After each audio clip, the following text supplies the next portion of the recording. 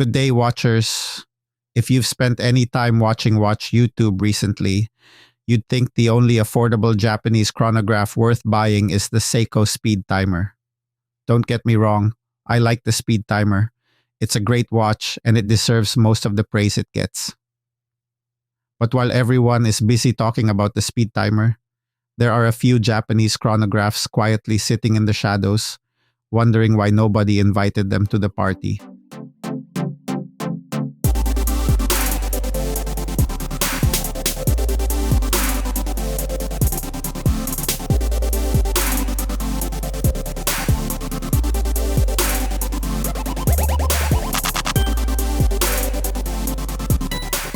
Today we're looking at 3 chronographs that completely flew under everybody's radar.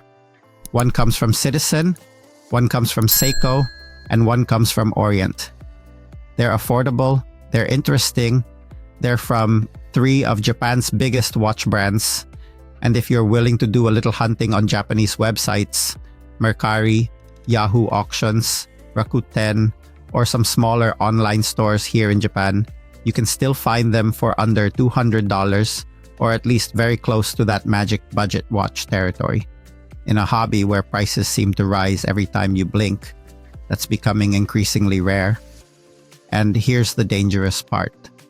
By the end of this video, I think at least one of these watches will have you opening another browser tab and searching for one. If that happens, don't blame me, blame Japanese watchmaking. Let's start with the Citizen EcoDrive CA7030 11E. Honestly, every time I look at this watch, I feel like Citizen forgot to charge enough money for it. When you consider what you're getting, the value is almost ridiculous.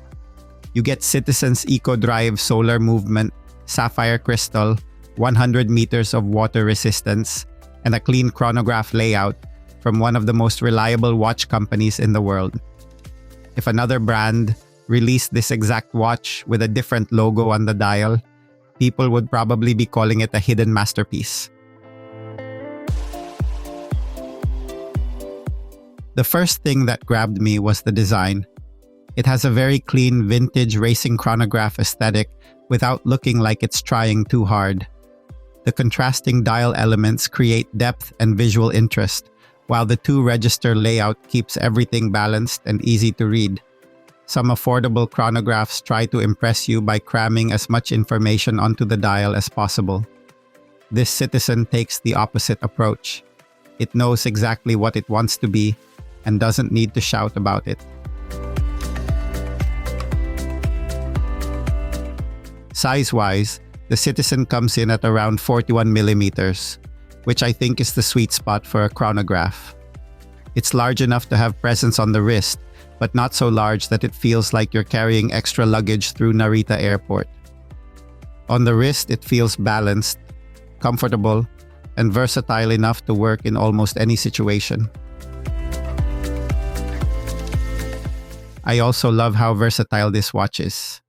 On the stock leather strap, it can easily pass as a casual dress watch. Throw it on a racing strap and suddenly it feels like a vintage motorsport chronograph. Put it on a NATO and it becomes a weekend watch. That's always a good sign. Versatility is one of those qualities that doesn't show up on a specification sheet, but it makes a huge difference in actual ownership. Then there's the EcoDrive movement. As collectors, we sometimes get obsessed with mechanical movements. We talk about power reserves, escapements, balance wheels, and all the tiny little gears inside the watch. But sometimes, practicality wins. This watch runs on light. That's it. Leave it near a window, wear it outside, forget about it for a few months, and it will probably still be running when you come back. Meanwhile, your mechanical watches are sitting in the watch box, wondering why you've abandoned them. The Citizen may not be the most exciting watch on today's list, but it might be the smartest purchase.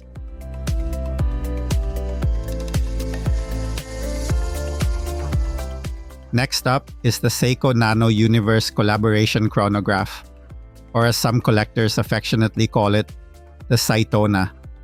The moment you see this watch, you'll understand why it earned that nickname.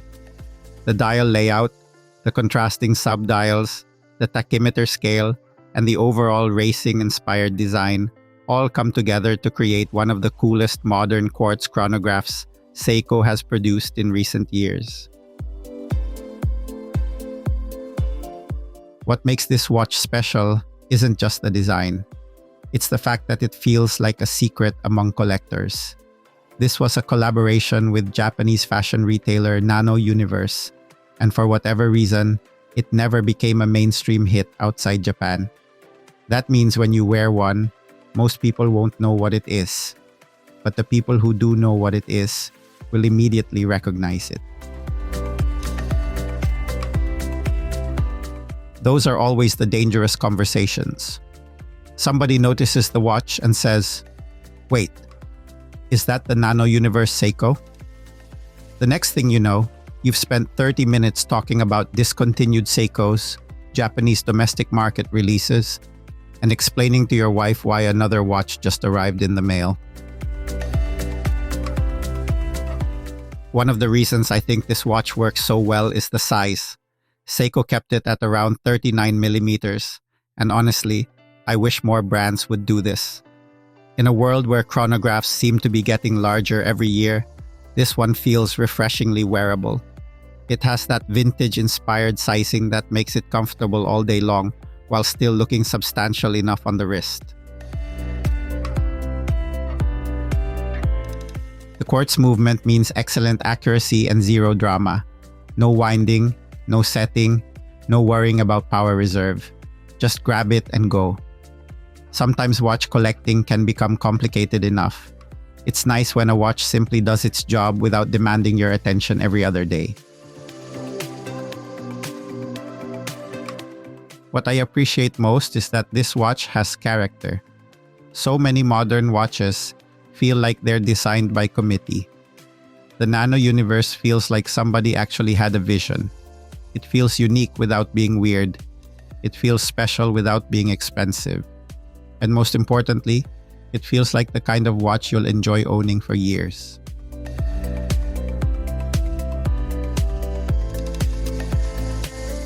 Finally, we arrive at my favorite watch on this list, the Orient Neo 70s Panda Chronograph WV0041TX.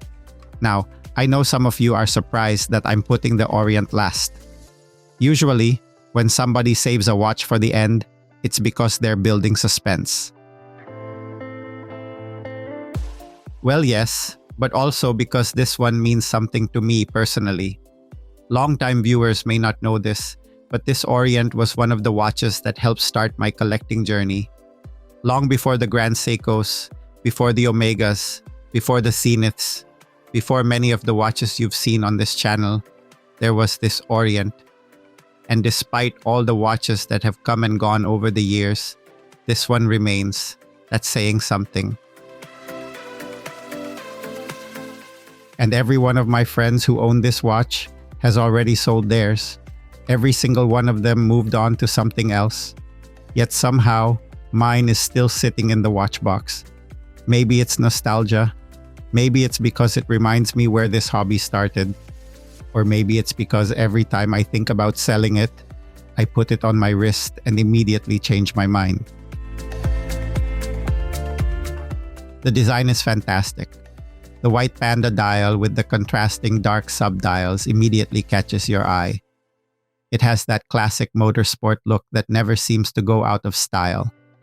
The slightly retro case design, vintage-inspired pushers, and overall aesthetic make it feel like a watch that escaped from the 1970s and somehow found its way into the modern era. At around 42 millimeters, the Orient is the largest watch in today's lineup. Normally that might concern some collectors, but honestly, it wears better than the numbers suggest.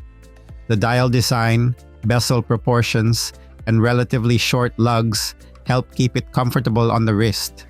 It has presence without feeling oversized, which is exactly what you want from a sporty chronograph. But here's something that doesn't get talked about enough.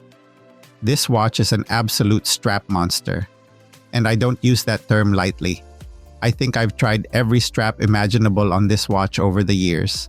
Leather straps, rally straps, suede straps, NATO straps, sailcloth straps, rubber straps. If there was a strap available for purchase, there's a good chance I eventually tried it on this Orient, and somehow, it always looked good. That's a rare quality.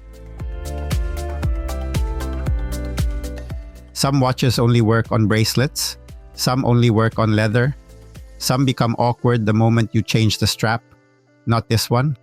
This watch seems to adapt to whatever personality you want it to have. Put it on brown leather and it looks vintage. Put it on black leather and it looks sporty. Put it on a NATO and it becomes a casual weekend watch. It just works. The solar movement inside is another huge bonus. Just like the Citizen, you get reliability and convenience. No constant battery changes. No worrying about winding. Just put it on your wrist and enjoy it. And that's probably why I still own it. Not because it's the most expensive watch in my collection. Not because it's the rarest. Not because it has the most impressive movement. I still own it because it makes me smile. Sometimes that's enough.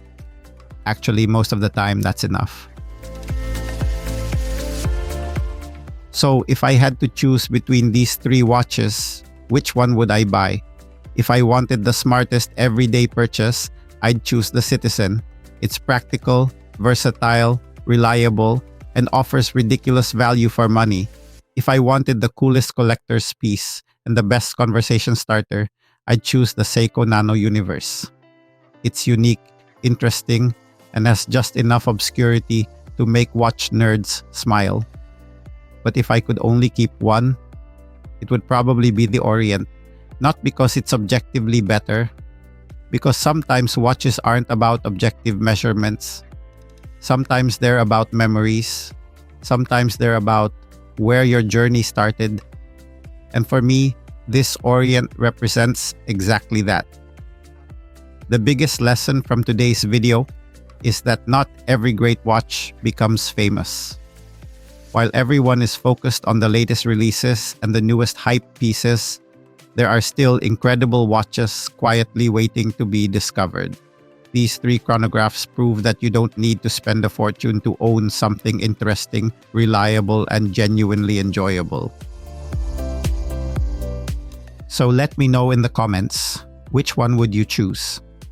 The Citizen Eco Drive CA703011E, the Seiko Nano Universe Collaboration Chronograph, or the Orient Neo 70s Panda W V0041TX. And before you head off to search Japanese websites looking for one of these hidden gems, don't forget to like, subscribe, and turn on notifications. Because the next great Japanese watch hiding in plain sight might be one you've never even heard of. Thank you for watching, and I'll see you in the next one.